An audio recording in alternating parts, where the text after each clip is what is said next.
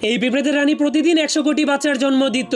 এই জন্য আজকে তার আবারও বাচ্চা জন্ম দেওয়ার সময় চলে আসার কারণে সে কোমর দুলাতে দুলাতে একটা রুমের মধ্যে ঢুকে যায়। এই জন্য পিঁপড়েগুলো সেই নতুন বাচ্চাদের জন্য দুধ আনতে গরুর কাছে চলে যায়। এমনকি কয়েকটা পিঁপড়ে বাচ্চাদেরকে খাওয়ানোর জন্য কুমড়া নিয়ে যেতে শুরু করে। আর অন্যদিকে এই পিঁপড়েগুলো বাচ্চাদের জন্য ভুট্টা গাছ কেটে ভুট্টা নিয়ে যেতে শুরু করে। এরপর ভুট্টার দানাগুলোকে এক এক করে ছুটাতে শুরু করে দেয়। তখন আরেকটা পিঁপড়ে ভুট্টাগুলোকে গাড়িতে করে নিয়ে নির্ধারিত স্থানে রেখে দেয়। এরপর সবগুলো পিঁপড়ে ভুট্টাগুলোকে পিঁপড়েদের রাজমহলে নিয়ে যায়। আর পিঁপড়েদের আরেকটা দল মোটরের দানা সংগ্রহ করছিল। তখন একটা বুদ্ধিমান পিঁপড়ে সেই মোটরগুলোকে চেইনের মতো খুলে দিচ্ছিল। আর নতুন বাচ্চাদের জন্য খাবার জমা করতে তারা সবাই অনেক পরিশ্রম করছিল।